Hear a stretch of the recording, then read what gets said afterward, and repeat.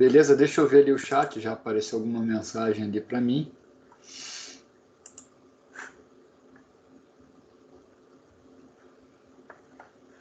Tá, beleza. Então, pessoal, a aula está sendo gravada, né, nesse momento. Vamos, então, direto aí. Deixa eu compartilhar minha tela.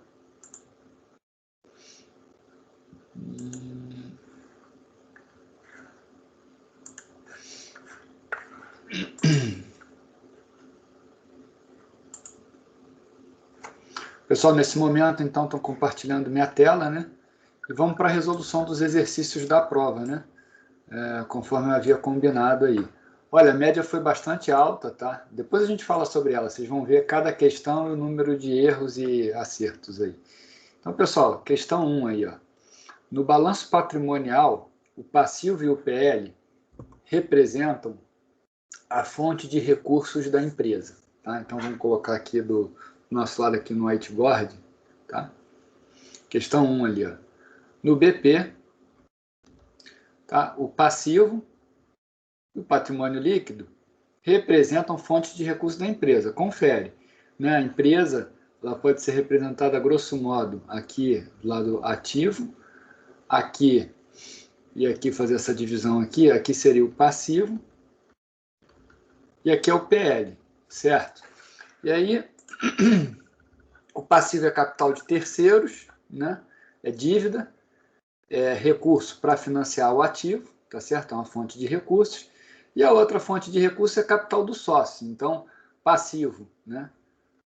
Passivo é o capital de terceiros. Capital de terceiros é dívida, né? Também é outro termo que a gente dá, capital de terceiros, dívida. E o patrimônio líquido, né, é o dinheiro dos sócios, né? Então, aqui é recurso dos sócios, é recurso próprio, capital próprio, recurso, botar assim entre parênteses, né, capital próprio. Legal?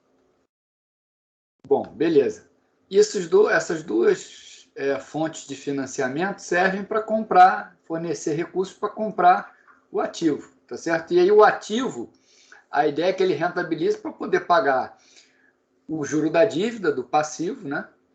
E os dividendos esperados pelo lado do patrimônio líquido, tá certo?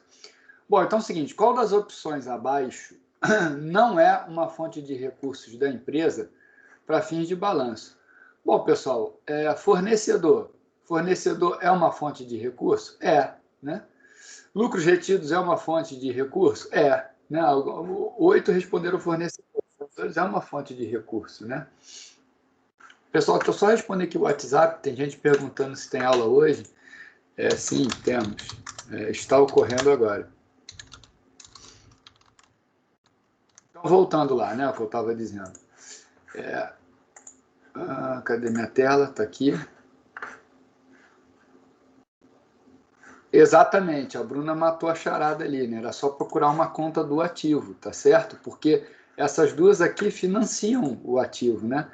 Deixa eu abrir de novo a prova aqui, fui minimizar e me perdi aqui. Tá aqui. Exatamente, a Bruna matou a charada. Eu tenho que pegar alguma conta do ativo, né? Então, contas a receber. E outra coisa, se eu tenho contas a receber, porque eu não recebo, então não pode ser fonte de recurso, tá? Beleza, gente? Então tá.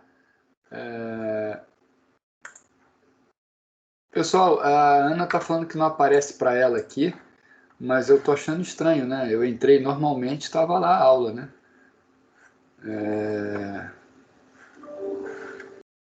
Ela tem que ir ali, ela tem que ir em atividades, né? Não sei se alguém puder orientar aí a Ana, né? Porque tem que vir aqui, eu acho que em atividades, né? Mas enfim. Vamos lá, para a próxima questão. 2. Deixa eu, só por desencargo aqui, pessoal, colocar o link da aula, fica mais fácil, tá? Deixa eu vir aqui nos participantes, copiar link, tá? Aí eu vou ter que abrir um Excel.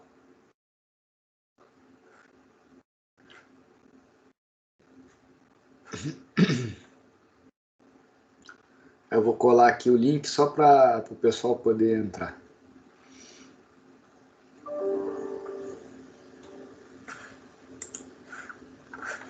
Ah, tá, a Ana conseguiu já. Beleza.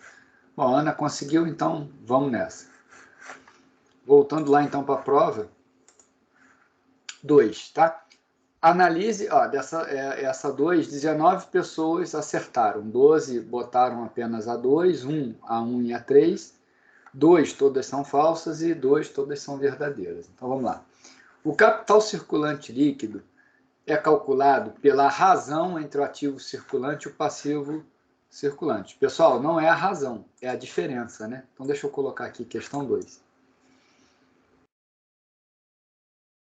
Deixa eu botar em preto, para ficar mais destacado aí para a gente observar mesmo. O capital circulante líquido é o ativo circulante menos o passivo circulante. Então, o 1 é falso, não é a razão, e sim a diferença. O item 2, ele está dizendo que o CCL pode ser positivo, ok, pode ser negativo, ok, e pode ser nulo. Está certo essa aqui, verdadeiro, pode ser qualquer dessas 3 opções. E 3, o capital de giro líquido representa o valor líquido dos investimentos realizados no ativo circulante da empresa. Perfeito, tá? Onde é que você encontraria isso no material? Entrou um cachorrinho aí. Se você colocar aqui no material, pessoal, capital de giro líquido, tá? Mede o valor líquido dos investimentos realizados no ativo circulante da empresa, deduzidos das dívidas de curto prazo. O que diz a questão? O capital de giro líquido representa o valor líquido dos investimentos realizados no ativo circulante da empresa. Está exatamente no material, como vocês disseram lá. Professor, não tá exatamente, né? Como não? Porque está omitindo a parte do deduzido das dívidas de curto prazo. Eu encontrei exatamente esse slide, fui encontrar na prova e a alternativa 3 está incompleta. Então, ela teria que estar deduzida as dívidas de curto prazo. Como ela não estava incompleta, eu considerei ela errada. E, aliás, não fui só eu, né? Foram 12 pessoas que consideraram exatamente isso que eu considerei. Por isso que marcaram que só a 2 seria verdadeira nessa questão. Porque se a alternativa está incompleta, não está deduzindo, ela é inverídica, né? Não, mas aí que está. O capital de giro líquido representa o valor líquido dos investimentos realizados no ativo circulante. Isso está correto. Desde que deduzidos das dívidas de curto prazo. Não. É o que está explícito ali no slide, né? Okay, é o que está escrito ali, vírgula deduzidos. Sim, mas isso não significa que essa afirmação está falsa. Ela está incompleta, não é que seja falsa, ela está incompleta. Vamos lá, o sol é quente, vírgula, e é amarelo. Se eu botar o sol é quente, verdadeiro ou falso?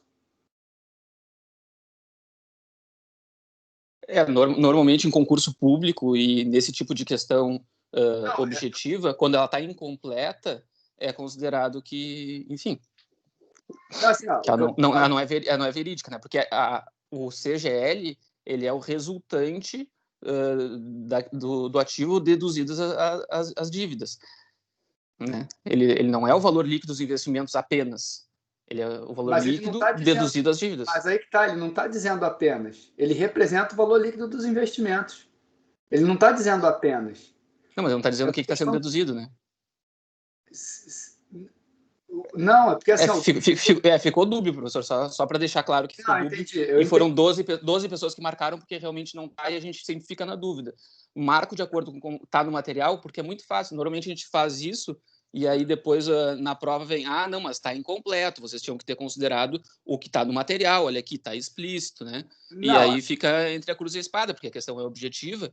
Então, não é que não se encontrou a questão ali. A dúvida que deve ter pairado para todo mundo, absolutamente todo mundo que marcou apenas a 2, é essa questão, é que estava incompleto, de acordo com o material, né? Sim, não, eu entendi teu ponto, mas aí que tá, a questão é a questão lógica, né? Uma questão de lógica, assim. Não exatamente da questão em si, de completo ou não completo. O capital de giro líquido, ele representa o valor líquido dos investimentos realizados no ativo circulante da empresa? Sim, ele representa isso. É isso que quando eu olho um balanço eu vejo. Ele é o valor líquido dos investimentos realizados no ativo circulante. Esse deduzido... É que essa questão lógica, tanto a fórmula dele, a fórmula do CCL, ele é uma subtração. É um valor subtraído de outro, né? Então, se eu não estou no português ali representando essa subtração, que seria essa dedução, Não poderia ser, mas talvez a lógica matemática não se aplicasse exatamente nessa tradução aí que foi feita, né?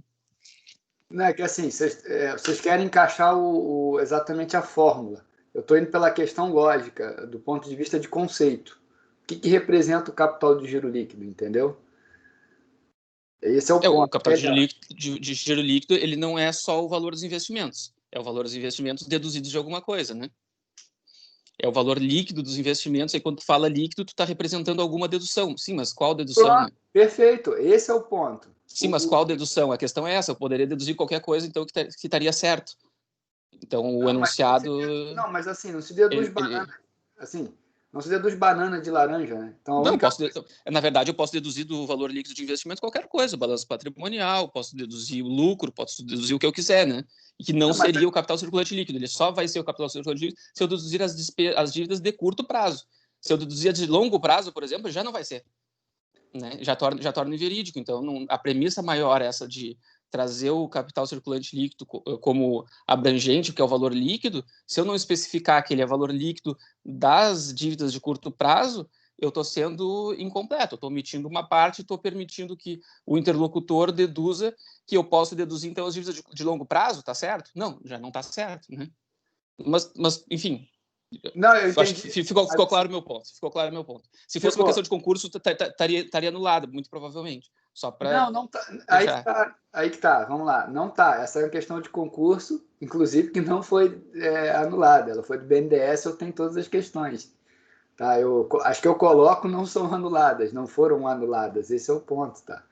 Então, assim, entendi o teu ponto, óbvio. Tu falou, o meu ponto é esse, tá claro. Tá? É o meu e dos 12 colegas. Por isso que a única que eu gostaria, pelo menos, de pedir é que fosse considerado pelo menos as duas alternativas corretas, ou algo do gênero, pelo menos um meio termo em função da quantidade de respostas, né?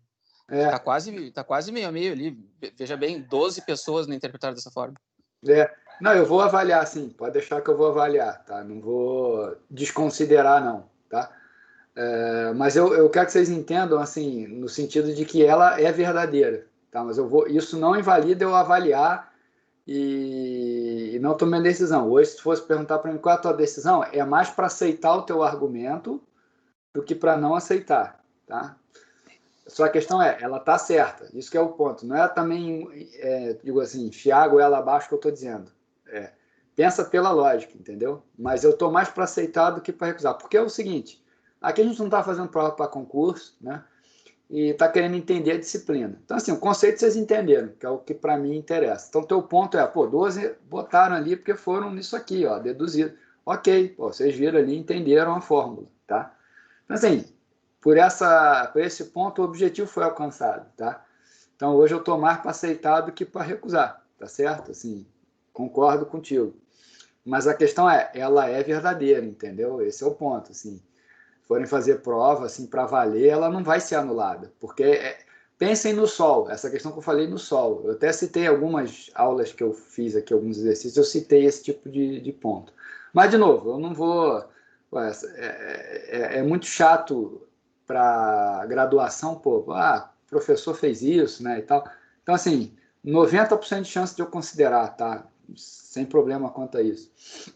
Mas eu quero que vocês entendam que ela é verdadeira, entendeu? Pelo ponto de vista lógico, tá? Não, sem dúvida. Do ponto de vista lógico, estão de acordo.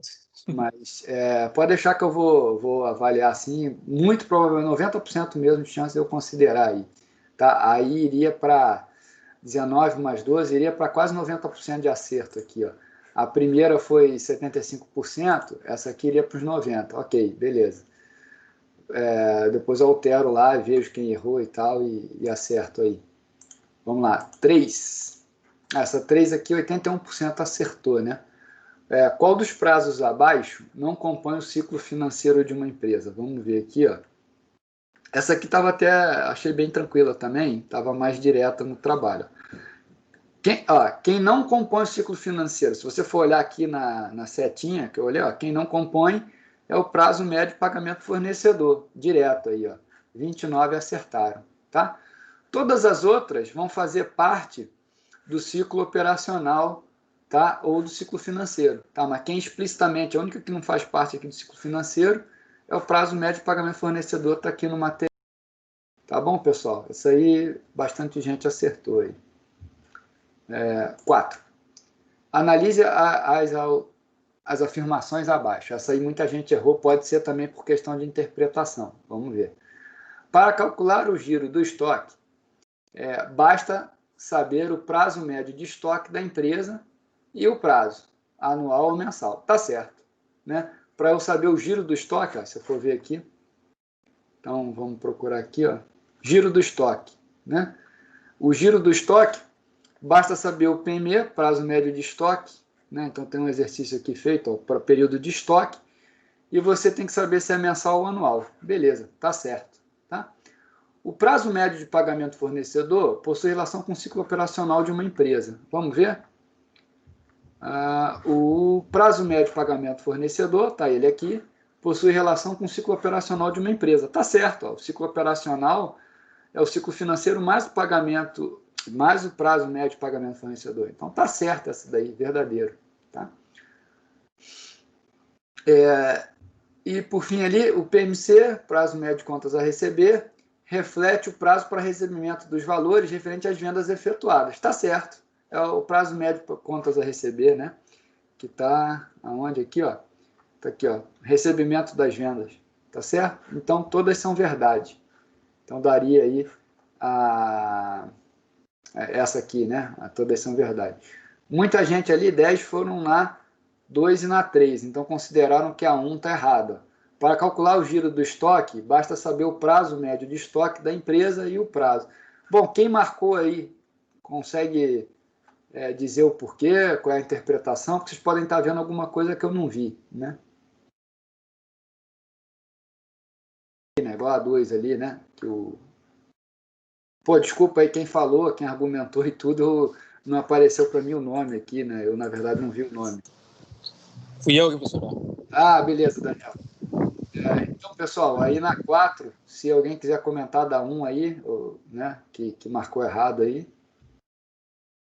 Não? Então, beleza. Vamos para 5 agora. Então, deixa eu agora abrir meu quadro aqui, questão 5.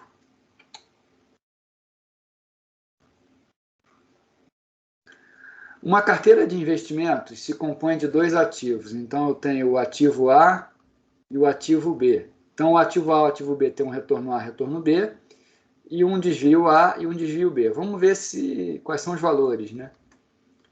Então, vamos lá. O retorno esperado e os desvios padrões estão expressos na tabela abaixo, tá?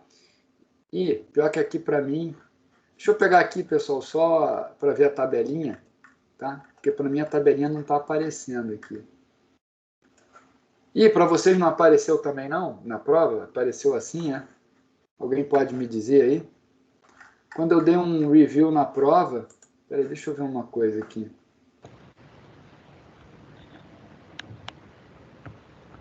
Ô, professor, Opa, pode falar. para mim apareceu na prova retorno esperado ativo A 10%, B 20%. E desvio padrão do retorno ativo A 12% e ativo B 16%. Tá, e ficou bonitinho em tabela ou saiu assim feio como tá aqui? Não, saiu na tabela. Para Tá. mim saiu na tabela, pelo menos. Não, beleza. Eu acho que todo mundo saiu na tabela, tá? Eu não sei porque para mim aqui... aqui, ó, se eu der, já sei já. Se eu der um preview aqui, aí sim, ó. Lá, tá ali, ó. Aí assim que vocês viram na prova, tá? Beleza, ó, tá lá. O A é 10%, o B é 20%, o desvio de A é 12% e o de B é 16%. A participação em valor de A na carteira é 50%, então WA 50%. E a covariância entre A e B, o COV entre A e B, é nulo. Tá? É possível afirmar que o retorno esperado e o desvio padrão da carteira serão em percentual ao ano. Tá? Então, deixa eu voltar só aqui para ver quantos acertaram. Tá? Vamos ver ali. Ó. Aí, ó, 27% acertaram, 75% da turma acertou. Tá? Como é que eu faço? Primeiro, O retorno da carteira, ele é o WARA mais o WBRB. Então, o retorno da carteira vai ser WA 50%, que multiplica o RA 10%, mais WB, que é 50%, tá? Ele não forneceu, mas a carteira tem que ter 100%, né? Então, se eu tenho 50 num ativo, eu vou ter 50 no outro. Vezes o retorno de B, 20. Então, pessoal, aqui, ó, como é metade, né, dos dois, vai dar 15%. Tá bom? 15%. Esse é o retorno do portfólio. E ele pede também o risco do portfólio. Aí, pessoal, o risco é o seguinte, né? Como a covariância deu zero, como é que fica a forma? O risco ao quadrado do portfólio vai ser WA ao quadrado, sigma ao quadrado, mais WB ao quadrado, sigma B ao quadrado, mais 2 vezes a covariância, só que como a covariância é zero, esse termo vai para zero, né? Então, o sigma ao quadrado do portfólio vai ser o WA é 0,5 ao quadrado, que multiplica o desvio de A. Quem é o desvio de A? O desvio de A é 12, então é 0,12 ao quadrado, mais WB. WB é 0,5 ao quadrado, que multiplica o desvio de B. O desvio de B é 16%, então 0,16, tá? Ao quadrado. Beleza. Aí é só eu fazer essa conta aí. Se vocês fizerem, pessoal, vocês vão chegar que o sigma do portfólio vai dar 10%. Tá bom, pessoal? E aí a alternativa que fica ali, ó, 15 e 10, tá? Que a grande maioria aí acertou. Alguma dúvida, pessoal? Não? Beleza. Vamos de novo nas questões ali, porque agora eu preciso ver o gráfico, aqui não está aparecendo o gráfico. Vamos lá no preview de novo. Ó, o gráfico acima representa... Desculpa, o gráfico acima, entre o retorno esperado e o desvio padrão do retorno das carteiras disponíveis para um certo investidor, que prefere retorno maior e risco menor, mostra 5 pontos numerados e marcados com um X, correspondendo a 5 carteiras. Considerando o gráfico, a fronteira eficiente poderia passar pelos pontos. Pessoal, eu vou tentar... na verdade, eu não vou nem tentar isso, não. Vou fazer o seguinte, ó, copiar. Olha que beleza que é usar o quadro, né? E vou botar aqui colar.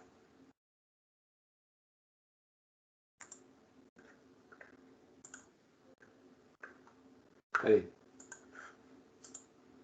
Tá lá. E vou dar um zoom aqui, ó. Pessoal, olha só. Quais são os pontos que poderia representar? Se for ver, ó, seria o 2 e o 3, né? Porque é o seguinte, ó. Esse ponto aqui eu ia querer ele? Não. Porque eu tenho um com retorno maior e desvio menor. Então, um com certeza não serve. O 4. Bom, o 4 é o seguinte, eu tenho um retorno maior aqui, ó. Tem um retorno maior com desvio menor. Então, 4 também não serve. E o 5? 5, ó, eu tenho um retorno maior, mas aqui, ó, o 3 eu tenho um retorno maior com desvio menor. Então, 5 também não serve. Agora, o 3 e o 2, ó, eu não posso comparar muito, porque guarda a relação, né? Tem maior risco, né? E tem maior retorno. Então, as únicas carteiras seriam 2 e 3. Tá bom, pessoal? Isso aqui eu fiz com vocês na aula de risco e retorno. Tá? Alguma dúvida, pessoal? Não? Beleza. Vamos questão 7. Questão 7. Os retornos... deixa eu voltar para aquela minha estatística ali, né? Questão 7. Ó, a 6, muita gente acertou aí, ó. 89% acertaram, tá? Questão 7, ó. 7 também muita gente acertou. O retorno de dois investimentos, Y e Z... Deixa eu ver se alguém está falando no chat ali alguma coisa, tá? Deixa eu ver ali.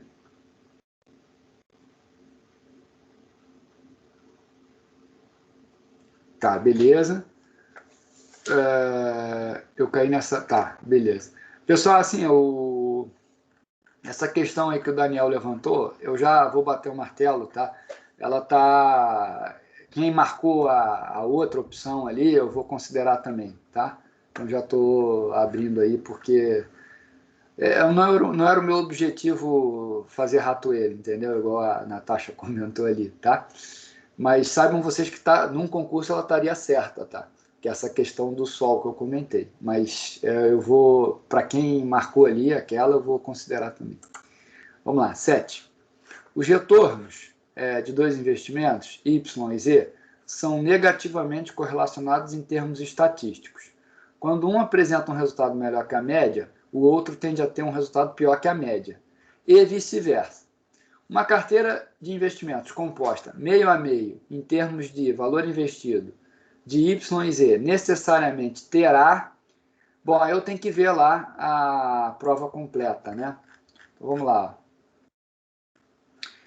Primeira coisa, tá, pessoal? Eles têm uma correlação entre Y e Z negativa. Então, o que vai acontecer? Quando eu medir o risco de uma carteira composta por metade, né, então o WY é 50 e o WZ é 50 também. Quando eu montar uma carteira com esses dois ativos, o que vai acontecer? A carteira composta, a carteira total, vai ter um risco menor do que cada um individual. Por que isso? É o seguinte, eu tenho um puxando para um lado, aí eu vou botar o outro em vermelho aqui, ó, vai ficar um Flamengo aqui no quadro, ó, o outro puxando para o outro lado. Então, o que vai acontecer? O efeito, né, vai ser um meio que anulando o outro e vai dar uma resultante menor. Então, o risco é menor. Tá? Então, você tem que achar alguma alternativa que diga que a carteira composta vai ter um risco menor do que olhando para eles individualmente. Tá bem? Então, olha só, vamos procurar isso, né? Menor risco, medido pelo desvio padrão de retornos, do que o investimento Y, e maior risco do que o investimento Z. Não, ele não pode dizer isso. É menor do que os dois.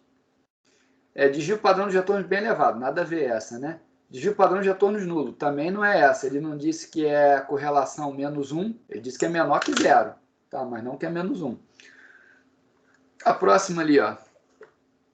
Menor risco, medido pelo desvio padrão dos retornos, do que se fosse composta apenas por Y ou apenas por Z. Tá certo, é o que se encaixa nesse meu argumento.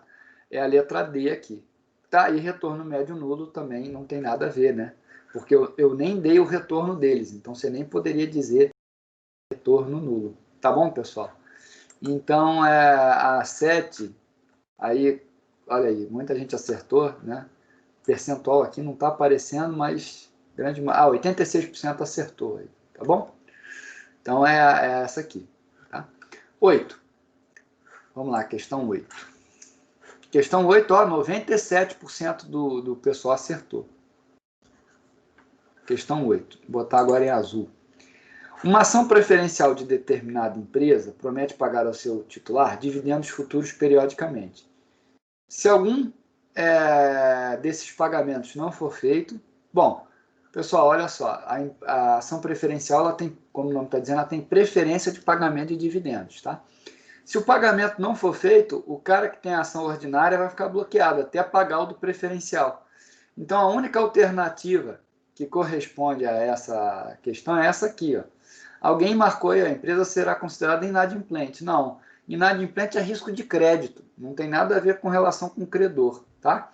Então, a única aí que se encaixa é essa, né? Pagamento de dividendos. A 8, então, aí muita gente acertou. Tem no meu material... eu nem falei, né, pessoal? Essas questões de risco e retorno, além de estar explícito nas minhas aulas que eu dei, também tinham nas listas, né? E eu fiz com vocês em sala também, tá? Então, essas 3 aqui foram muito bem, digamos assim, comentadas, tá? Tanto que a grande aí, maioria acertou. Realmente, assim, se olhar a questão que deu problema é essa aqui, que o Daniel... Essa aqui não, desculpa. A questão 2, que o Daniel comentou aí. E essa aqui me surpreendeu, né? Porque tinha ali tudo no material, o pessoal, menos da metade aí acertou, tá? Mas, enfim. Vamos para a próxima aí. 9, tá? Também grande maioria acertou aí. A empresa Alfa, essa 9, pessoal... Está no meu material também, tá? Lá de dividendos. É quando eu pago dividendo. Uma empresa fica ex-dividendo. A empresa Alfa possui 120 mil ações ao valor de R$ 54. Supondo que não há imperfeições no mercado, qual o novo preço da ação se a empresa declara 40% a título de pagamento de dividendo? Olha, se ela paga 40%, então é como se ela tivesse agora com 1,4 de valor. E ela tem que estar com 100%. Então é 54 sobre 1,4. Se você fizer aqui as contas, isso aqui vai dar 38,57. Então a única que se encaixa aqui é vermelhinha. Tá?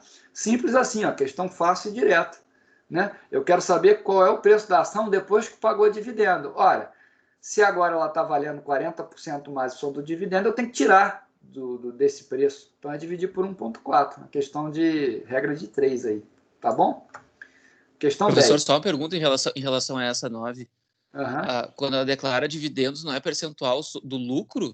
É o percentual do valor de toda a empresa? 40% da empresa vai ser paga de dividendo, é isso? Não, do preço da ação. Isso aqui se chama dividend yield. Esses 40% é dividend yield. Ele é medido em cima do preço da ação. O que é o dividend yield? É o dividendo declarado sobre o preço da ação de mercado. Tá? Então, ela está declarando que o dividend yield foi de 40%. Tá? Sempre, tá? Boa pergunta. O dividendo sempre ele é pago em relação ao preço da ação, embora a base de cálculo seja o lucro. Então, assim, a tua pergunta é boa.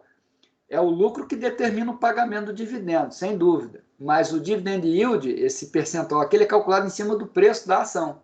Entendeu?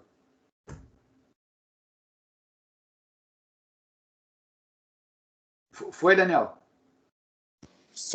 Foi. Não, a questão dos 120 mil ações era irrelevante, então, para a questão. É Ah, isso, né? sim. Pô, serve para nada. Tá. Eu tentei achar o lucro, mas não tinha como, então. Não tinha como. Não tem nada a ver o E, 120. e é normal esses 40% do valor da ação de dividendo, assim? Eu nunca tinha... Né? Pega aqui, ó, por exemplo, já foi boa. Deixa eu pegar aqui uma Celesc. Me pareceu muito alto na hora, se fosse isso, assim, eu não consegui resolver, na verdade. Prof, eu me perdi, não vi de onde saiu aquele 1,4. Vou explicar de novo então. Pera aí, vamos lá.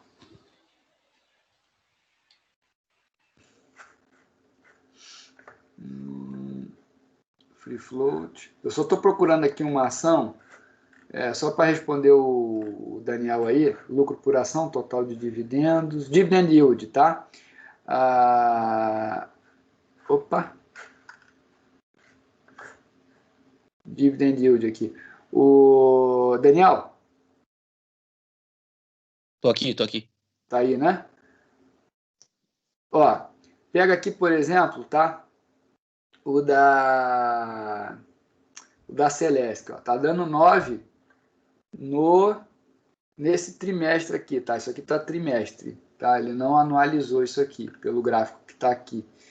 Então, você multiplica 9 vezes 4, dá 45% de dividend yield, tá?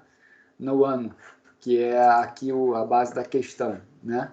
Então, não é, digamos assim, o normal, tá? Dividend yield normal é em torno de 12%, tá? Um dividend yield normal. Empresa de elétrica paga aí na casa dos 30, 40, tá? Empresa de elétrica.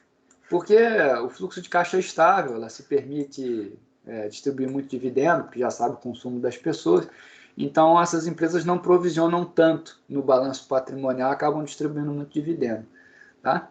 Então, 40% não é fácil, concordo contigo, não é comum, digamos assim, fácil no sentido comum, né? Mas não é impossível. Em geral, o setor é o setor de utilities, que a gente chama, né? Agora, acho que alguém perguntou que não entendeu os 40% aqui. Pera aí, vamos lá então. Deixa eu deletar de novo, tá? Deixa eu fazer tudo de novo aqui, para vocês entenderem a lógica. Não, senhor, eu não entendi o 1,4 ali embaixo do 54. Então, aí isso aí que eu vou explicar.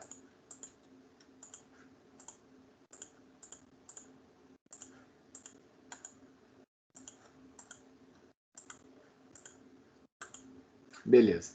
Deixa eu abrir a aula de dividendo aqui também para eu mostrar no material onde é que está, tá? Dividendos. Tá aqui, dividendos. Não, mas não é esse que eu quero. Deixa eu achar o slide de dividendos aqui. Tá aqui. 23 ali embaixo. Tá aqui, ó.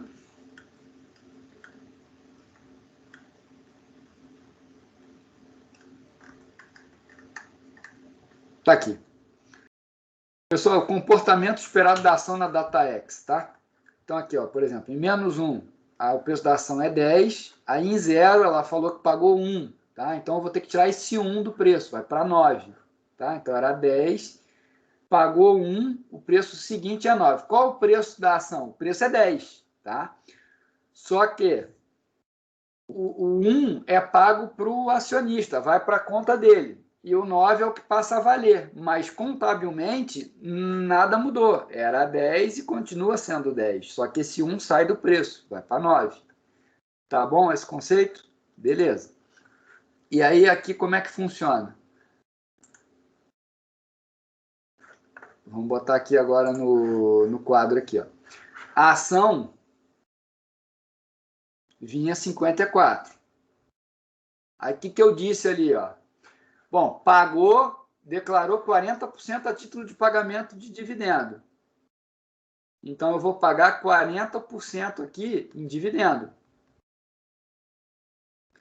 Então, ó, eu tenho aqui 100% e agora eu tenho 40% que vai ser pago. Qual é o novo total? O novo total é 140%. Corresponde a 54. Só que eu quero o preço a 100%, porque esses 40 vão ser pagos a título de dividendos. 100% então é Y. Faz aqui, multiplica em cruz, então Y, o novo preço da ação vai ser 54, que divide 1,4. Eu acho que eu fui muito rápido, entendeu? Eu expliquei direto por regra de 3. Está aqui a regra de 3 que eu quis deduzir com vocês. Tá bom? Opa, ficou um pentágono aí, tá? Mas entenderam então a lógica agora? Quem me perguntou, acho que foi a Ana. Foi a Ana, não foi? Isso, fui eu agora sim. Obrigada. Entendeu? Tá, vinha 54. Aí declarei 40%. Então agora o preço é 140 de 54. Eu quero os 100. Faz aqui em cruz, descobre o preço ex-dividendo, é o nome disso, tá? 38,57, que é que está aqui no material. Ó. Aqui no material, vou mostrar ali, ó. Professor, por que não é só tirar se 40% é dividendo, o ex-dividendo é tirar o dividendo, por que não multiplica por 0,6, tira 60% dos 54 só? Ah, tá. Porque na minha lógica era isso aí, só que eu não encontrei resposta. Ah, sim. Só que aí é o seguinte, a tua regra de 3 estaria errada, né? Porque a tua base de mudaria. Você está tirando 60% da mesma base. A base mudou, né? A base agora é 1,4. No momento que a empresa anuncia dividendo, a ação vale ela mais o dividendo, né? O ativo vale ele mais o dividendo. Se você considera... Porque assim, ó, vamos ver... No exemplo ali, a ação não valia 10 mais 1, que era o dividendo, porque ela deveria valer 11, então no exemplo do slide, ela valia 10, o dividendo era de 1, tirava 1, virava 9. Então, na verdade, no slide teria que ser 11 e dos 11 tirar o dividendo, é isso? Não, mas não é isso que eu estou falando aqui no slide. No slide eu não estou dizendo isso. Eu estou dizendo o seguinte, ó, a ação era 10, pagou 1, virou 9. Não estou fazendo percentual aqui, né? Não está percentual, mas o 1 é o dividendo, né? 1 é o dividendo, isso. Tá, então vamos lá. Quanto é que ele pagou de dividendo aqui? Ó? Mas é 10. Digamos que ela pagou 10%, no exemplo do slide. Pagou 10%, porque o 1 é 10% de 10, né? Então... aqui no caso vai dar 9,09. Então não é 9. Não tá exato aí no slide. Não. Assim... Tá. É que eu fui na lógica do slide e não teve como, assim... Porque eu não somei os 10%, fazia 100, teria que ter feito 110%, então é igual a 10. Isso, é que aqui no slide... Ó. É que estava muito simplista no slide. 10, tira 1, fica 9, tudo certo. Aí vem na prova ali, não tem menor condição de resolver com percentual ali. Pelo menos como eu resolvi, que era tirar os 40%, ele não funcionou, né? Nesse slide, é exatamente isso, senhor. Nesse slide aí eu tinha chego, inclusive tinha até deixado ele aberto. E daí eu fui direto nele. E eu tentei ficar fazendo conta, e daí eu não chegava nunca num valor. Sim, é que aqui, ó, o slide, eu acho que é isso que vocês não se deram conta, talvez. O slide é valor absoluto, tá? Aqui não tem nada errado, o slide tá certinho, ó. Era 10, paguei 1, foi para 9. Eu não estou falando em percentual algum aqui. Eu estou só relatando um fato. A ação vinha 10, no momento em que ela pagou 1, ela foi para 9. Tá? Só isso que eu estou dizendo. Não estou falando de dividend yield aqui, não estou falando de percentual pago. Confere todo mundo? Estão vendo isso? É relativo. Tá bom, se fosse percentual, não seria 10%, então? E isso não é 10%, isso que eu estou dizendo, é 9,09%. Ah, o percentual, entendi. Em percentual é 9,09%, porque é 10 dividido por 1,1, que vai dar 9. Eu estou fazendo de cabeça, tá? Pode ser que eu erre, mas se não me engano é 9,09. Aqui qual é a lógica? Vamos lá de novo. Eu entendi o que vocês fizeram. Vocês pegaram 54... É que não tinha nem no slide, nenhum exercício, nada que fosse nessa lógica, né?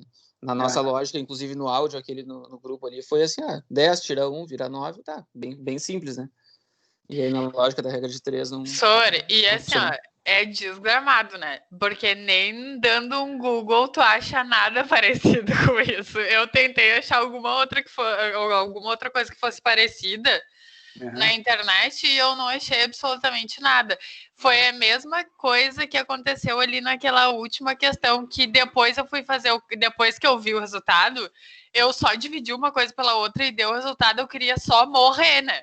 Eu queria morrer, porque na internet eu achei outros exemplos, por exemplo, só que eles deram completamente ao contrário. Mas daí depois a gente discute a outra. Mas falando dessa, foi isso que aconteceu, se não achei nada nem parecido. Sim.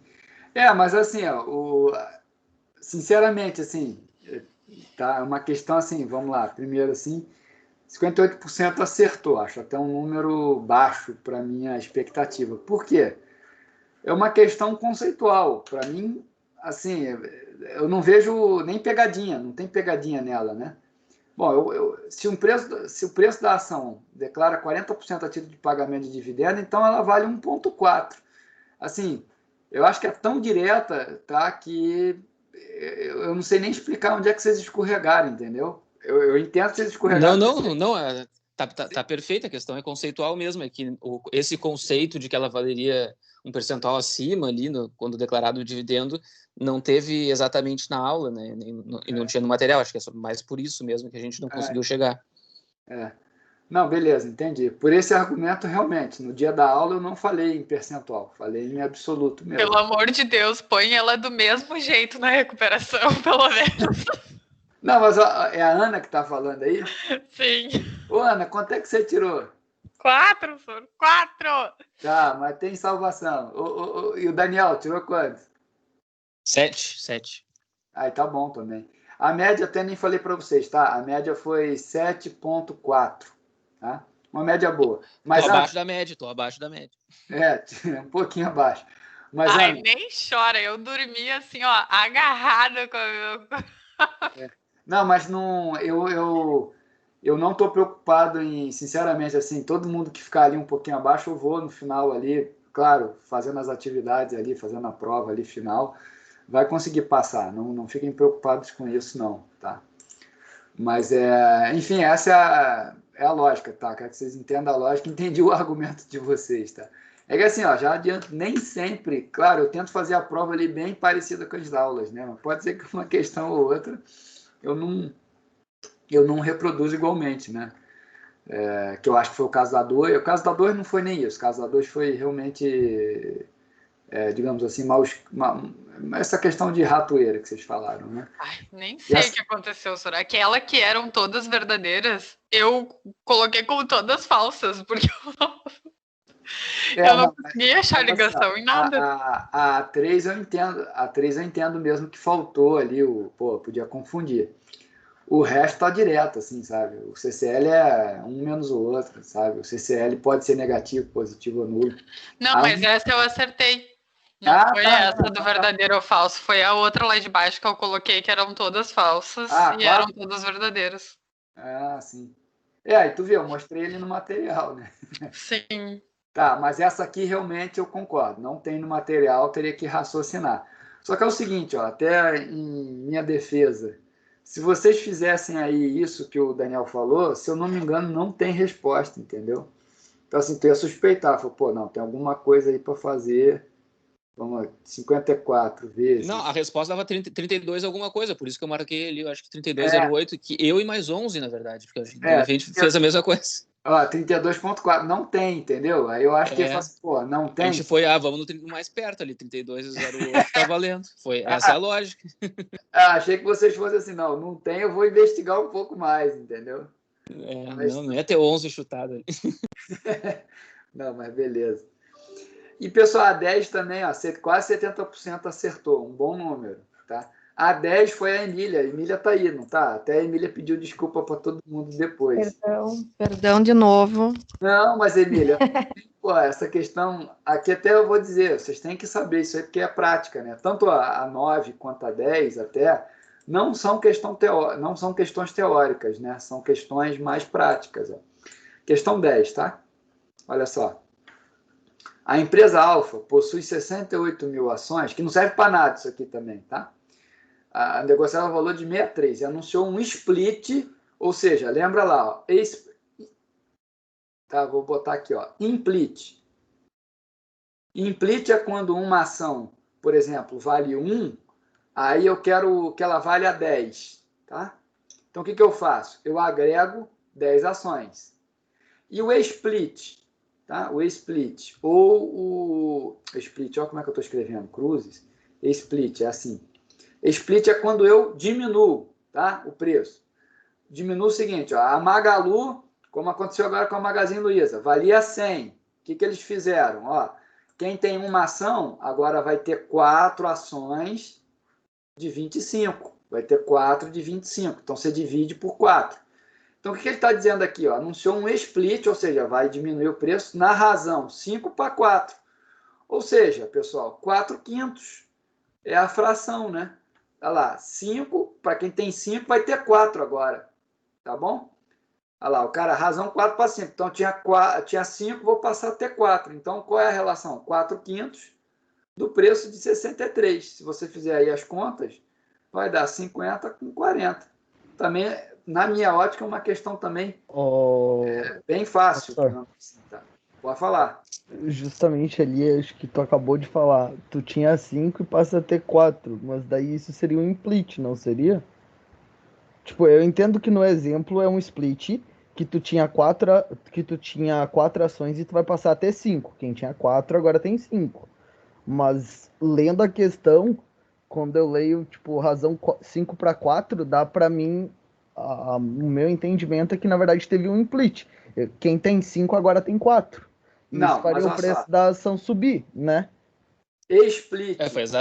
Foi exatamente eu também fiquei com essa mesma dúvida aí na hora de resolver. Mas daí a pergunta é, o erro pessoal, da questão... Peraí, só um tempinho aqui, só um tempinho.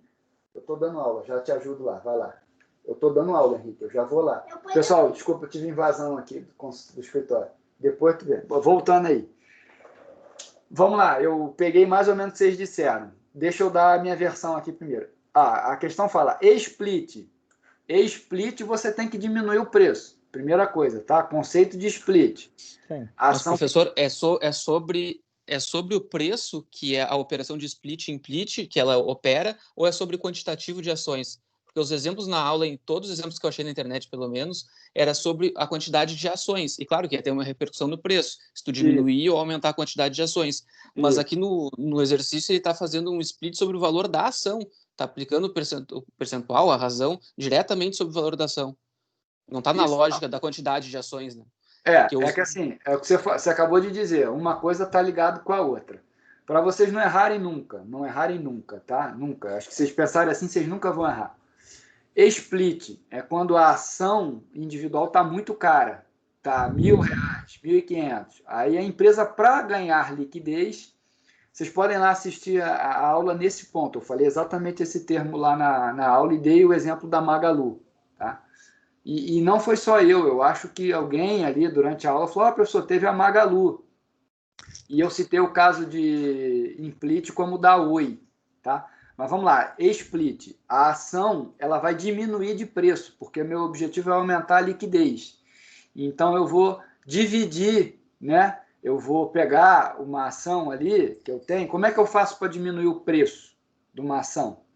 O cara que tinha uma ação vai ter 4. O cara que tinha 2 ações vai ter 3. Então, o número de ações vai aumentar. Tá ou não tá? Todo mundo? Tá. E o implit? O implit é o contrário. É quando eu agrupo. Tá? Então, eu tenho, por exemplo, lá, 1.000 ações da Oi, eu vou ter 100 ações da Oi, mas a um valor maior. Então, quando vocês virem assim a situação de split, é porque o preço vai cair. Vai cair no sentido de que cair contabilmente, mas a quantidade vai se refletir na quantidade, mas o valor não vai mudar. Então, aqui é uma regra de 3 também, tá? Você pode fazer uma regra de 3. Bom, a ação cheia é 63%. O que ele está dizendo aqui? Aí, bom, para o preço diminuir, aí eu passo a bola para vocês, né? Para o preço diminuir, eu vou ter menos ações ou mais ações? Para o preço diminuir. Mais ações. Você tem que ter mais ações para o preço diminuir. Ele não está pedindo para o preço diminuir ali, né? Mas se quer diminuir, tem que ter mais ações necessariamente. Não, então, mas aí ele não precisa. Mas por que a razão 5 para 4 virou 4/5? Então, olha só, vamos lá para o raciocínio. Por que não é 5/4? Não, primeiro, a questão, vocês têm que entender isso primeiro para poder saber como mata a charada. Split, o preço vai para menos. Quando a empresa anuncia split, você pensa numa pizza, tá? Vamos pensar em pizza, em fatias de pizza, tá? Que é o que tem cada acionista tem lá a posição da pizza, tá? O tamanho da pizza não vai se alterar, mas a forma como eu vou dividir ela vai se alterar. Então, o split, o que vai acontecer com o split? O preço da ação vai ter que cair. Se o preço da ação vai ter que cair, a minha quantidade vai ter que aumentar. Então, a minha fatia de pizzas vai acontecer o quê? Aumentar. Então, por isso que ele está dizendo ali, ó, razão 5 para 4. Agora, implit é o contrário. Implit é quando eu agrupo. Eu tenho 1.000 ações ali a 1 centavo. Mas o professor, 5 para 4, tu diminui a quantidade de ações. Por isso que eu falei, se ele incide sobre a quantidade de ações ou sobre o valor. Porque 5 para 4, quem tinha 5 ações vai ter 4. Split é sempre diminuir preço. Esquece a razão, primeiro. Sim, mas a diminuição de preço é um resultado da operação que se faz em relação ao quantitativo de ações, não é isso? Se eu vou fazer de 5 para 4, eu vou diminuir a quantidade de ações. Tudo bem que não é o conceito de split, é de implit, que foi a pergunta da Emília que foi respondido, mas eu considerei o split, na verdade, uma forma genérica, que o implit, enfim, se fosse entrar na minúcia, seria a redução. Mas eu não entendo como que 5 para 4 vai virar 4/5 nesse caso. Aí ficou confuso, eu não sabia se era o split ou era o implit que estava querendo a questão. Né? Porque eu não sei como 5 para 4, tá. Quem tem 5 ações virou 4 ações. Soraya, olha só, eu entendi essa questão como assim, ó. Tu tem uma ação e o preço dela é R$63, tá? Isso. Aí tu precisa, isso também me confundiu, porque a razão para mim de 5 para 4, assim, se eu tinha 5 ações e agora eu tenho 4, é o raciocínio que eu fiz meio burro, depois eu fiz a conta e daí eu entendi, mas assim, se eu tinha 5 ações e agora eu tenho 4, para chegar ao que eu tinha antes, porque tu tem que ter o que tu tinha antes, se eles fazem essas ações, para mim, ela teria que ser um valor maior do que o 63, entendeu? E daí eu botei ali no 78, porque era o único maior, fora o 82 também. Tá, vamos pensar de outra forma, que eu acho que dessa outra forma talvez vocês entendam melhor. Primeiro, assim, para vocês entenderem, nunca esquecer, split, o preço vai diminuir. Peraí, entrou uma música aí. Vamos lá. O split, o preço vai diminuir. O implit, o preço vai aumentar. Esquece a questão, para vocês nunca mais esquecerem esse conceito. Split, o objetivo é gerar liquidez. A ação está muito cara, não está sendo negociada porque ela é cara, então a empresa anuncia o split. O que é o anúncio do split? O anúncio do split é você que tem uma base acionária agora valendo X, você vai ter mais ações com menos preço. Mas o valor de mercado não vai mudar. Então, vamos lá. Você tem 68 mil ações ao preço de 63. Então, qual é o valor que você tem de mercado ali? Ó? Só fazer essas contas aí. Eu vou fazer com vocês aqui. 63 vezes 68 mil. Ó, tá dando ali, ó, 4.284 milhões. 4.284 mil. Esse valor não vai mudar, pessoal. Não pode mudar, porque é um efeito contábil, tá bom? Então, o que ele está dizendo ali, ó? Razão 4/5. Razão 4... 5 quartos, professor. 5 quartos, está escrito. Aqui, vamos lá. Na questão 5 para 4. Eu escrevi, ó, razão 5 para 4. Então, acompanha meu raciocínio aí. Num split, a pessoa que tem uma base acionária, ela vai ter mais ações ou menos ações depois de feito o split? É que para mim, professor, devia estar escrito na questão... Era para ter mais. Olha só, vamos lá. Respondo. Calma, pessoal, é importante vocês entenderem esse meu raciocínio. Eu estou indo pausado para vocês entenderem. Vocês estão querendo dar um pulo e já concluir que está errado. Calma. Não, é que... É que o português está violando a matemática, professor. Aí, vamos ver se o português está ruim. É isso que eu quero chegar. Vamos ver. É porque se aplicar os 5 quartos, basicamente, nos 4.284, tu vai reduzir em 20%, né? O valor total da empresa. Da empresa, não. O valor total das ações ali. E aí, se fizer a divisão... Vamos lá. Assim, ó, deixa eu fazer esse raciocínio. E aí, se tiver ruim em português, eu corrijo, não tem problema. Você já viu que eu fiz isso na questão 2. Beleza. Não vamos atropelar o raciocínio. Vamos lá.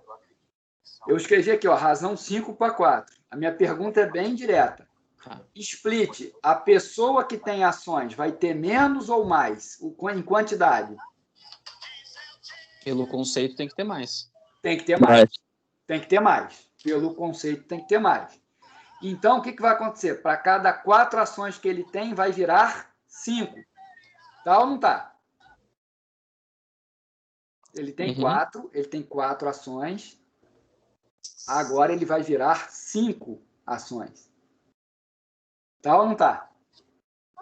Tá certo. Beleza. Então tá. É 25% a mais de ações, né? 25% a mais ações, certo? 25% a mais de ações, exato. Aplica os 25% a mais nos 68 mil agora, professor. 68, vamos lá. 68. Isso, e depois divide pelo valor total ali de mercado. Não, mas aí não pode. Ué. Tem que ajustar a base. Tu tá mudando a base de comparação. Não, mas o valor total da empresa não muda, correto? O valor total não muda, perfeito. Então tá, se tem 68 mil vezes 63 é o valor total. Isso a gente não vai mudar, essa é a nossa base. Se a gente está aplicando 25%, tá, vamos aplicar os 25% a mais de ações e depois vamos dividir... Peraí, pessoal, que acabou a minha bateria aqui, peraí.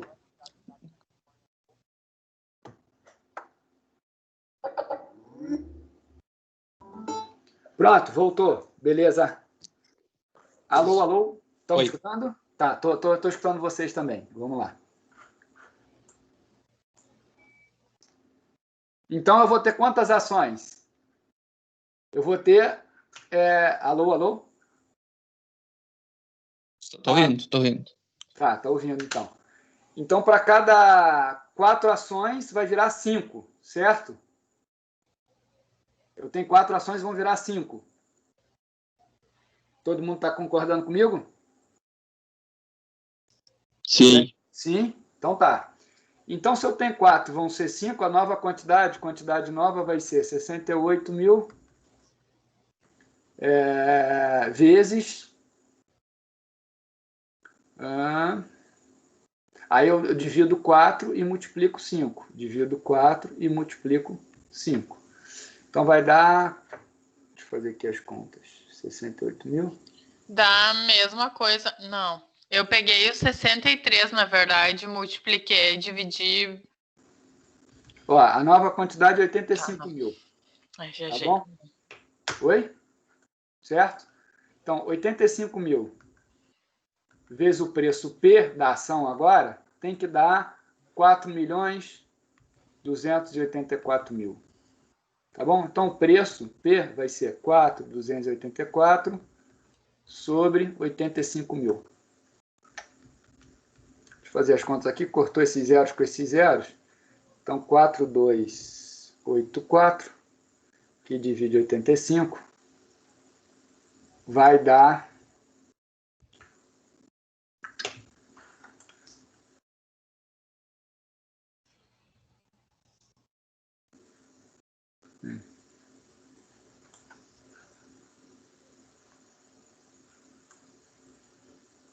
Fiz alguma coisa errada aqui, pessoal, porque eu estou chegando num valor que não está batendo nos 38,57. Isso aqui tem que dar 38 e 57.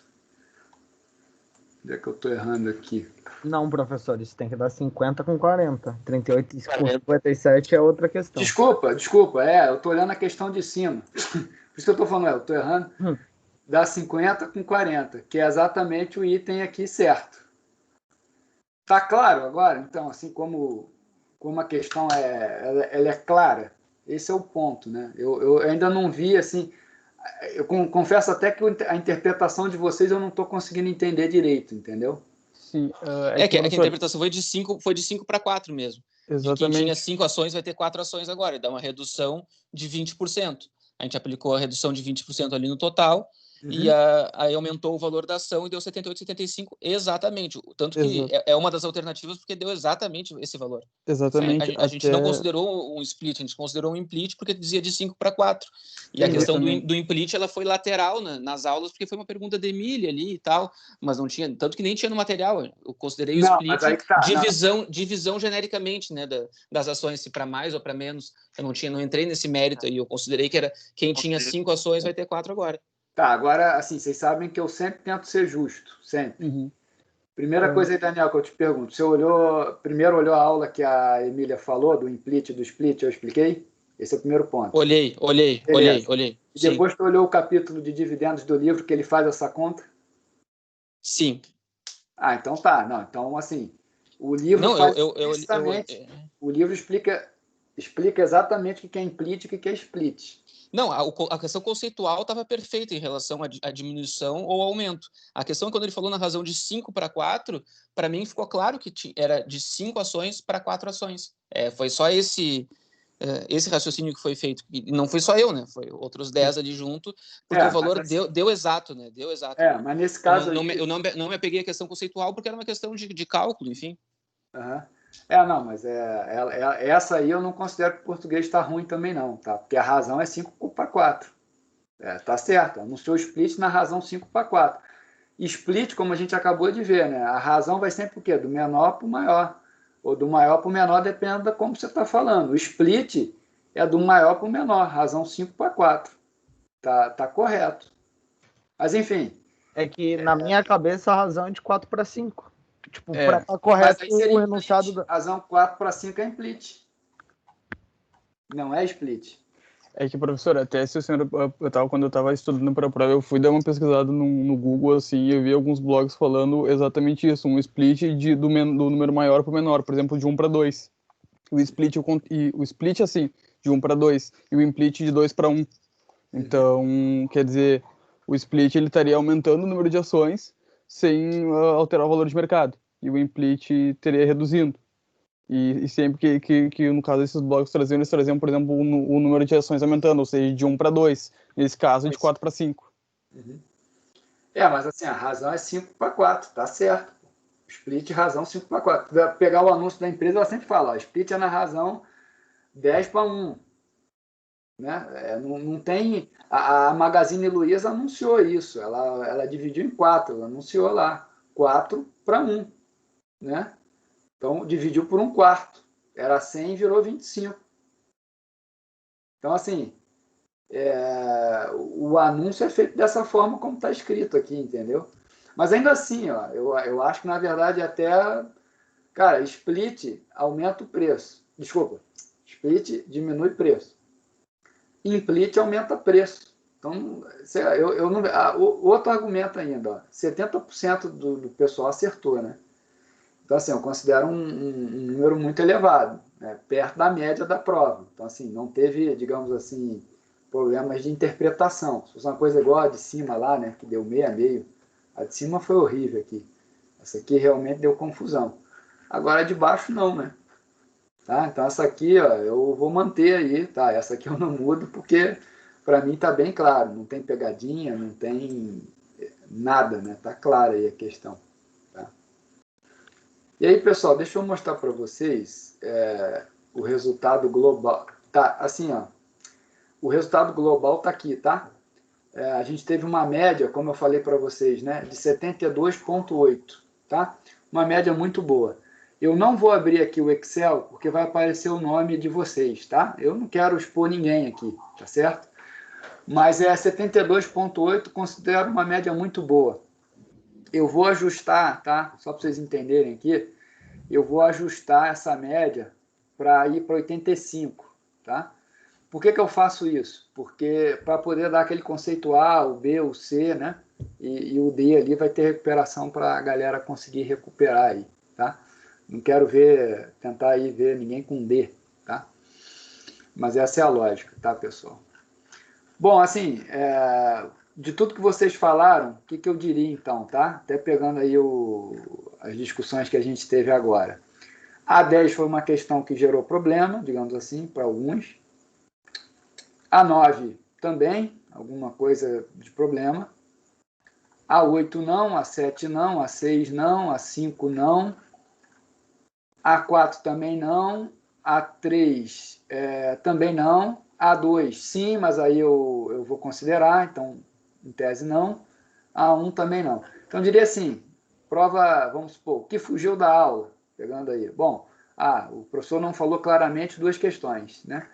Então, acho que está dentro da ideia aí dos 20%, digamos assim, de um raciocínio também que vocês têm que fazer durante a prova, imagino eu, tá? Também seria muito ruim, digamos assim, não ter nenhum tipo de raciocínio, só cobrar fórmula e simplesmente aplicar ali o que eu falei, né? Então, eu acho que está dentro da ideia, tá, pessoal? Uns 20% aí que vocês tiveram que raciocinar, tá? Mas ainda assim eu falei em sala, tá? Mas enfim, pensando pela ótica de vocês, tá? Então, considero que uma prova foi justa. Eu vi que muita gente ali, né, mandou mensagem ali, acho que acabou a prova. Professor, a prova foi não sei o que e tal. Eu confesso a vocês que eu já tinha... Eu estava lá no computador. Quando eu vi as mensagens, eu voltei para o computador para ver, né? Aí, quando eu vi a média, eu falei, o pessoal está chorando de barriga cheia. A média não mostra isso, tá? Então, eu fiquei tranquilo com a média, tá? E outra coisa que me mostrou a média também boa aí é que vocês estão acompanhando, tá? Isso me dá um conforto aí, tá? De vocês estarem entendendo o que eu estou falando, enfim, tá tendo um aproveitamento, tá? Eu depois vou mandar para vocês um formulário, tá? Anônimo, tá? Para vocês criticarem ou elogiarem ou sugestões, tá? Também eletrônico. Aí eu vou mandar, depois vou pedir para vocês preencherem, tá? Eu não vou conseguir ver, obviamente, quem é, porque eu não quero ver. Mas gostaria que vocês botassem mais, enfim, alguma coisa aí que vocês não falaram aqui. Pessoal, alguma dúvida aí, alguma pergunta? Tudo certo? Então tá. Não fiquem preocupados com o conceito ainda, tá? Eu vou levar outras coisas em consideração no conceito, não só a nota. Tem as listas, eu vou olhar lá também quem postou, quem fez. Eu tenho lá na minha pasta, tá? Quem entregou, quem não entregou, então isso no final também vai ser olhado, tá? Vamos para a aula de hoje aí, que é liquidez, né? Gestão do caixa e liquidez. Eu queria mostrar para vocês que esse material já está aqui, tá? Então, se vocês olharem aqui mostrar para vocês, ó. Se vocês entrarem aqui em arquivos, tem ali já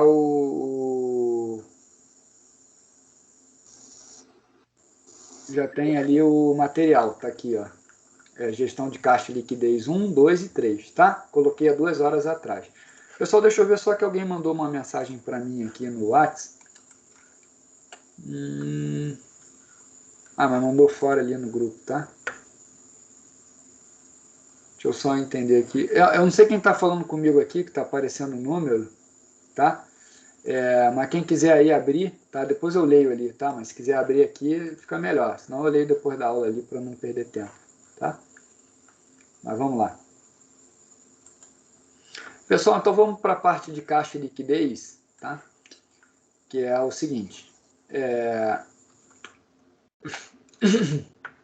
Qual o plano de aula, né? Primeiro, como é que eu faço gestão de caixa, né? e quais são as origens de recurso para investimento no ativo circulante, tá? Bom, o tamanho primeiro do ativo circulante. Quanto mais capital em caixa, né, eu tenho, né, quanto mais dinheiro ali na conta jurídica do banco, né, pessoa jurídica, quanto mais estoques, obviamente, porque estoques faz parte do circulante, e contas a receber, né? E como é que eu financio o ativo circulante, né? O que é o financiamento do ativo circulante? A proporção de dívidas de curto prazo em relação às de longo prazo, tá certo? Pode falar. Alguém aí abriu o microfone ou impressão minha? Não, beleza. Achei que alguém fosse falar alguma coisa aí. Então vamos lá, estratégia de gerenciamento. Bom, primeiro, estratégia flexível, tá? Qual é o tamanho do investimento no ativo circulante? É alto, né? Uma estratégia flexível, tá? A gente vai ver o que é isso, tá? Daqui a pouco ali no material. E o financiamento do ativo circulante? Eu vou financiar por dívidas de longo prazo. E a restritiva? É aquela em que eu vou usar dívidas de curto prazo para investir no circulante, tá? Então, pessoal, qual é o ponto da estratégia flexível positivo, tá? Eu vou ter dinheiro em caixa para qualquer eventualidade.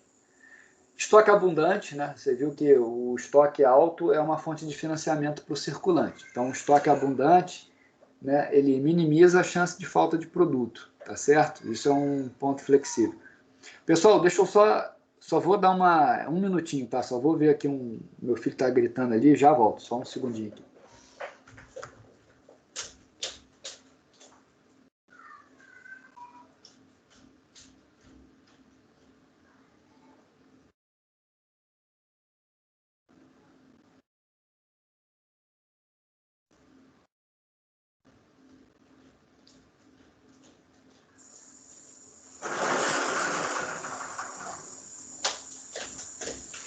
Oi, pessoal, voltei aí. Levanta o braço aí quem está comigo, só para eu ver aí. Tá, obrigado aí, pessoal. Desculpa aí, tá? Já resolvi. Então, vamos lá. A estratégia flexível, qual é o ponto positivo, tá? De eu ter muito dinheiro em caixa, tá? Eu vou ter recurso para qualquer eventualidade. Imagina crise Covid, né? Se deu bem, aqueles que tinham dinheiro em caixa, tá certo? Conseguiram aí estão conseguindo atravessar esse período, tá? Estoque abundante, né? Ou seja, eu minimizo a falta de faltar, eu minimizo a chance de faltar algum produto, né? Se eu tenho estoque muito alto. E não sei se vocês estão acompanhando aí, pessoal. A gente vai ter problema de carne em janeiro. Já estamos tendo problema de borracha, de aço e cerveja também. Alguns insumos para cerveja estão faltando, tá?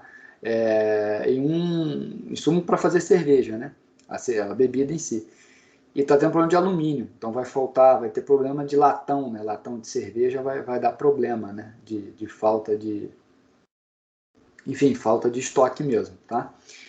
E uma política mais frouxa, né?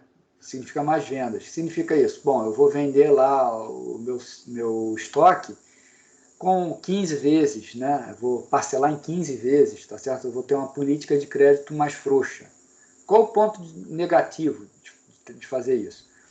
Primeiro, dinheiro em caixa é dinheiro parado, então eu perco o custo de capital, custo de oportunidade, né? O estoque também eu posso ter um problema de depreciação, tá? Posso ter um custo alto para estocar, para manter o estoque alto. E também, se eu tenho uma política de crédito mais frouxa, aumenta a inadimplência, né? Aumenta o risco de crédito, tá certo? Então eu posso ter um maior número de devedores não pagantes, tá ok, pessoal? Bom, estratégia restritiva, tá? É o contrário ali, ponto positivo. Se eu tenho um caixa baixo, eu tenho um baixo custo de oportunidade de capital parado, tá? E os juros de curto prazo, eles são mais baratos também, né? Então, esse é um ponto positivo para a estratégia restritiva. Ponto negativo, pode faltar capital para eventualidade, agora, por exemplo, Covid. Eu posso perder venda porque eu não tenho estoque, isso é muito ruim também, né?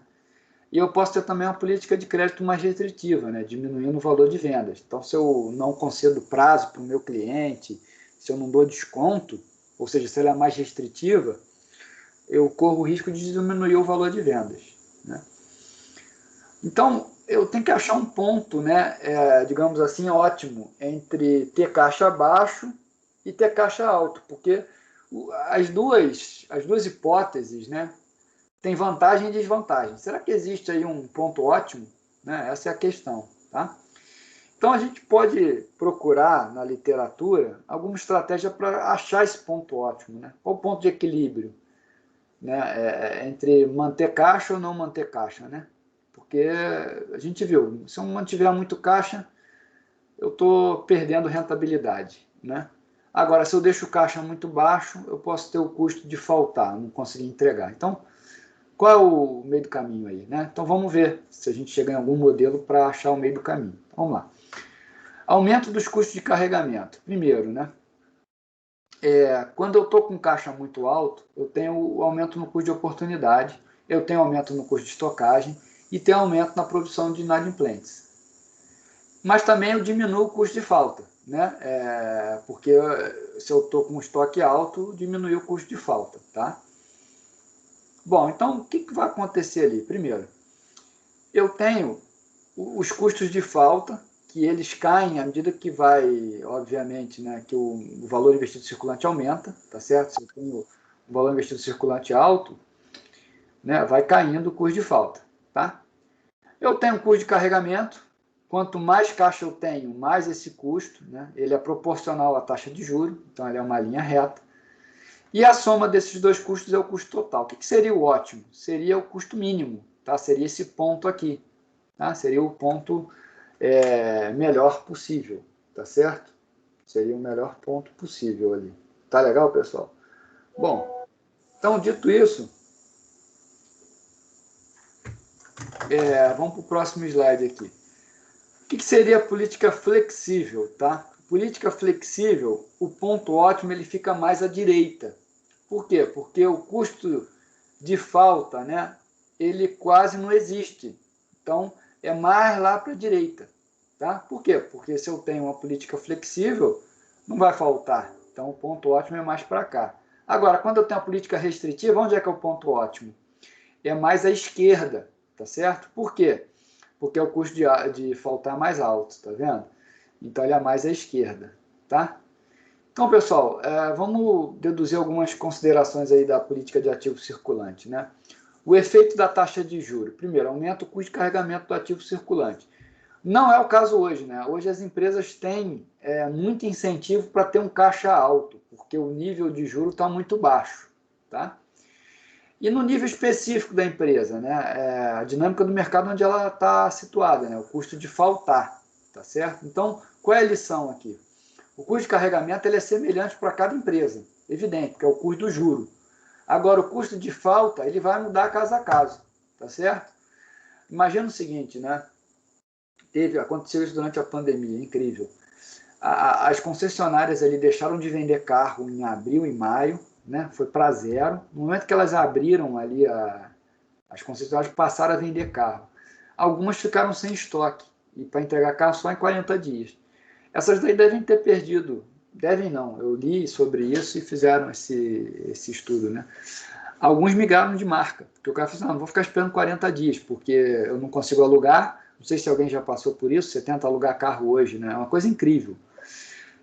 O que seria de se esperar? Bom, muito uberista entregou carro, né? Não está mais alugando, então vai sobrar carro para alugar. Tenta alugar carro esse final de semana aí, para viajar. Você não consegue nas agências, né? Isso aí deu uma mexida no mercado. E aí a pessoa não quis esperar carro, acabou pagando mais para ter o outro, né? Que é o tal do custo de falta, tá certo? Então, pessoal, da onde deve ser o capital para financiar o ativo circulante? Né? Empréstimo de curto ou longo prazo? Bom, primeiro, se eu financio o ativo circulante com dívida de curto prazo, qual é a vantagem? Os juros são menores, né? Esse é o primeiro ponto. Só que eu diminuo o capital circulante líquido, porque eu tenho que pagar, se a dívida é de curto prazo, eu estou com passivo circulante, eu vou ter que pagar logo naquele exercício financeiro. Então, diminui o capital circulante líquido. Caiu na prova, né? O que é capital circulante líquido? É o ativo circulante menos o passivo circulante. Tá legal? E se eu financio o ativo circulante com dívidas de longo prazo? Eu aumento o CCL. Lógico, porque aí é o seguinte, eu não mexo no passivo circulante. Quem está mexendo só é o passivo não circulante. O passivo circulante está inalterado. O não circulante aumentou. Então, aumentou o CCL. Só que, em tese, em geral, né, os juros pagos são maiores em dívida de longo prazo. Tá? Bom, E aí é o seguinte, pessoal, ativo circulante permanente, né? É o mais previsível, tá certo? É a proporção do ativo circulante que não flutua com o tempo. Por exemplo, o investimento constante em estoque ao longo do ano, tá? E o ativo circulante sazonal? É a proporção do ativo circulante que flutua com o tempo. Por exemplo, aumento do estoque de produtos comerciais na época de Natal, né? Aqueles que têm um comércio altamente sazonal. Imagina ali aquele período ali de Páscoa e Natal para o chocolate ali em Gramado, né? Isso aí é totalmente sazonal, né? Aliás, esse ano para Gramado foi horroroso, né? Porque a pandemia coincidiu ali com Páscoa, né? E já tinham feito investimento gigante, né? Eu fui lá em julho, estava tudo com desconto, né? Para o cara poder girar ali, tá certo? Mas se perdeu, né? Muitos ali acabaram vendendo abaixo do custo, né? Para poder rodar, né? Para poder girar, dar o giro ali do estoque, tá? Bom, então, pessoal, como é que fica a análise gráfica do capital de giro, né? Comportamento fixo e variável do circulante. Eu tenho o capital de giro permanente, né? Que é essa linha aqui preta. E o sazonal ele vai mudando à medida em que eu estou no ano, né? Se eu estou perto do Natal, aqui eu vou ter muito. Depois, passei do Natal, pouco. Né? Isso aqui falando de empresa que vende muito no Natal. Eu tenho um comportamento dentro de serra, né? Bom, e aí, pessoal, abordagem flexível ou estratégia de risco mínimo, tá? Eu vou sempre pegar recursos para financiar todo esse dente de serra aqui, tá? Então, qual é o ponto positivo? Primeiro, diminui o risco de faltar capital. O capital de giro líquido é positivo, tá? Eu tenho muita folga na liquidez. Qual é o ponto negativo? Primeiro, fonte de longo prazo é mais caro. E incorre sobras de capital, né? Isso também é negativo, tá? Agora, a restritiva, né? Eu vou financiar, olha só que interessante, ó. A flexível, tanto o capital de giro sazonal quanto permanente, eu vou financiar por longo prazo. Agora, a restritiva, eu vou financiar parte por longo prazo, que é o permanente, e a de cima aqui, curto prazo, a sazonal, por curto prazo. Tá? Qual o ponto positivo? Primeiro, é fácil obter financiamento de curto prazo. Tá? Em geral, as empresas já têm empréstimo aprovado em banco. Tá? Bom, o capital de giro líquido também é positivo, tá? Mas é menor que na abordagem flexível, obviamente, porque eu tenho passivo circulante. Diminui o custo de oportunidade, porque as dívidas de curto prazo são mais baratas. Tá? Agora, qual é o ponto negativo? Pode faltar capital. Isso é ruim, né? Se eu fico contando muito com um sazonal aqui, pode faltar capital. Tá? Então, pessoal, pontos finais aí sobre o financiamento do giro, tá? A decisão de tomar recurso de curto e de longo para suportar o giro da empresa, que é o ativo circulante menos o passivo circulante, deve levar em conta o quê? Primeiro, a situação de mercado em que a empresa está operando. Hoje é vantajoso manter uma folga, né? Manter um caixa gigante. Tá? Também é interessante levar em conta a reserva de caixa. Tá? Também é interessante ver quanto eu tenho de caixa. E os prazos, né? Aqueles prazos que a gente viu na aula passada, do ativo circulante e passivo circulante. Tá? Quanto maior a discordância de prazo entre contas a receber e dívidas de curto prazo, maior deve ser o investimento em caixa. Tá bom? Bom, pessoal, então aqui no material tem alguns produtos para exemplificar como a empresa pode fazer, né, o financiamento, tá certo? Então, de curto prazo, você pode pegar uma linha de crédito não garantida, né, que é uma dívida esporádica, linha de crédito garantida, que é aquela dívida não esporádica, ou financiar as suas contas a receber, tá certo? Eu vou lá no banco e financio os recebíveis da empresa, entendeu? Eu entrego cheques pré-datados e a empresa já me adianta, né, o recurso. Claro que ela vai cobrar um juro por isso, mas é uma fonte de financiamento. Tá? Outra forma aí também, ó, eu acabei de falar, antecipação de cheque pré-datado, contra empresarial, né, o crédito rotativo, tá certo? E por fim ali o capital de giro, né, o hot money, tá, que é financiar a curto prazo de 1 a 10 dias, é um produto muito usado no mercado financeiro pelas empresas, né, o hot money. Enfim, são as maneiras aí que você encontra no mercado para financiar, tá, a curto prazo. Isso aqui muda, tá? De tempos em tempos muda, né? Mas a mecânica operacional é essa aqui que eu passei para vocês, tá? Bom, pessoal, alguma dúvida? Bom, olha só. O que é o combinado aí para a aula que vem, né? Sexta-feira que vem. Sexta-feira que vem vai ser assíncrono, tá? Eu vou querer que vocês estudem, usem o período da aula para estudarem, para lerem, ao invés de eu expor, tá? E eu botei aqui o material, é o gestão de caixa de liquidez 2 e o gestão de caixa liquidez 3. E o capítulo do livro que já tem também no nosso plano de ensino, tá? Então, se eu entrar aqui no plano de ensino, mostrar para vocês, eu gostaria que vocês lessem para o dia 6/11 ali, ó, o capítulo 20, tá? Que é gestão de crédito e estoque, tá? É o capítulo 20 e esses dois materiais que eu coloquei aqui, tá certo? E aí, ó, obviamente, 13 a gente retoma. Vocês estão vendo que 13, pessoal, é uma aula e depois tem a prova. Então, essa aula do dia 13 vai ser também a aula de orientação para a prova do dia 20, tá? Vocês vejam que para a prova do dia 20 vão ter 2 tópicos a mais, que é caixa, liquidez, crédito e estoque, tá? Então, bem menos, digamos assim, matéria do que a prova 1. Só que na prova 2 eu cobro também a matéria da prova 1, tá? E eu fiz de propósito esse intervalo muito pequeno. Vocês acabaram de estudar para a prova 1. Então, digamos assim, está uma barbada, do ponto de vista de memória. Vocês vão para a prova 2, mas já tem a memória da prova 1, está ali fresquinha, tá bom? Então, foi uma estratégia que eu adotei, tenho certeza que visando o bem de vocês, no sentido de que vocês vão se sair melhor do que se as provas fossem mais espaçadas, tá bom? Bom, obviamente eu fico à disposição, tá, pessoal, nas plataformas aí, nos e-mails, no WhatsApp, e eu peço que vocês leiam, tá? Leiam, usem a aula que vem para ler, vocês vão estar estudando para a prova, tá? Então a gente volta a se ver no dia 13, se ver não, né? Isso aí é uma força da expressão, né? Ninguém está se vendo, mas a gente volta ali 13/11, tá? Pessoal, alguma dúvida aí também? Alguma questão? Não?